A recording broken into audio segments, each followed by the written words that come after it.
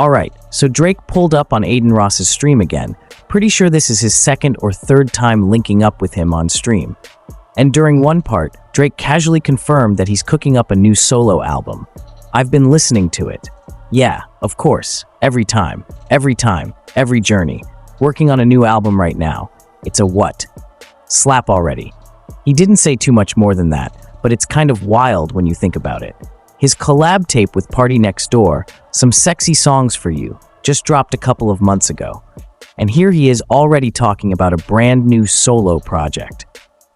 To me, that kind of signals that he's not really going to push Some Sexy Songs for You the way some might have expected. Yeah, Nokia is a hit, and that record's definitely going to keep getting attention. But as a full project, I don't think Drake's putting much more into promoting it. And honestly, like I said in previous videos, Party just feels like an afterthought in that collab. Not as an artist in general, but in the way the tape came together. It really felt like a Drake-centric project with Party hanging in the background. Now on stream, Aiden asked Drake which album he's most proud of, and Drake didn't hesitate. Come on, don't duck it. What's your favorite? Alright, probably Nothing Was the Same. Nothing Was the Same? Yeah. I don't want to downplay any of my other albums. They're all like chapters, but sometimes it's not going to be what it was in chapter 2. You know, it's like the first time you met Harry Potter or whatever. You can't recreate that. And honestly, this isn't even surprising. Drake said before that Nothing Was the Same is his personal favorite. He ranks it number 1, no question, and I'm with him on that. That's also my favorite Drake album. And I always felt like it didn't get embraced the way it should have. Maybe because Kendrick was really rising around that time, taking a lot of attention. Drake even mentioned that over the years, more people have told him they prefer Nothing Was the Same over Take Care. He said, I make music that ages well. Sometimes it takes time for people to go back and appreciate it. And the reason he still holds that album in such high regard, it's probably my most concise album. Like there's 15 songs and not many I'd look back on and change. That ratio's really strong. A lot of great in there. Now, the big question is, can Drake make another album on that level? I don't think so. And not because he isn't capable, but because he's just in a totally different phase of his life. Back then, there was hunger. Now, he's formulaic. That's not even a diss. It's just the reality. Drake knows how to make a hit. Even his haters admit that, but it's not the same hunger that drove him in the Nothing Was the Same era. Drake's last solo album, For All the Dogs, dropped in October 2023. It did over 400K first week, and that was right after her loss with 21 Savage, which also did 400K. So yeah, the hype was real. Her loss was full of hits, people loved it. So of course For All the Dogs was going to move numbers, but in terms of sound, it didn't live up to that same level of hype. Still, first week numbers don't lie, and you've got to give it credit for that.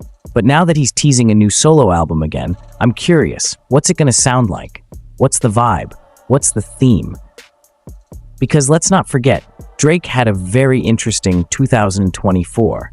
And let's throw a little bit of 2025 in there too, because yeah, it's been a ride. Personally, I think if he drops this next solo album, it needs to be light on features. Not featureless, but maybe go the honestly Nevermind route. Not in terms of sound, but in terms of fewer collabs. 1, 2, maybe 3 features max. No gimmicks, just the music. Strip it back and keep it clean. And look, just because someone's best work might be behind them, doesn't mean they can't still drop something solid. I know some people have already checked out on Drake, saying he fell off or it's over for him creatively. But the man's been around for over a decade. So many songs, albums, moments, beefs, all that. He's been the culture. And no matter what, he'll always have a loyal fan base riding with him. Speaking of which, Akademiks popped up on that stream too. Not in person, but on a quick call. It was like a 45-second moment, but it was funny. Here's what happened. Where's the bottle at? He's drinking. You know he is. Look, of course he's on Julio. Yo, the hottest song on the album, Somebody Who Loves You. You on PND? I'm rushing the stage when you perform that. I'm rushing it. You can be on stage. I'll let you on. Yo, I'm throwing everyone out the way. Uh-oh. Chubbs is definitely watching. Say less, Ak. You don't got a call. Hold on. Let's go. Let's go. Now, not to stir the pot, but is it not kind of crazy that Drake's done 2 streams with Aiden Ross, but still hasn't done one with Akademiks? I mean, let's be honest, Akademiks loves Drake. He's supported him for years. He'd go to war for Drake. So the fact that there's no stream yet? That's a little strange to me. Maybe they're planning something behind the scenes. They do talk, so it's not like there's tension. But still, feels overdue. Anyway, that's my take on this whole Drake album news. If you made it to the end of this video, I appreciate you heavy. Hit that subscribe if you're new, and if you like content like this, drop a like. It helps more than you know. Comment anything Drake, Aiden Ross, Akademiks related. Let's talk about it. And with all that said, thank you for watching. I'm out.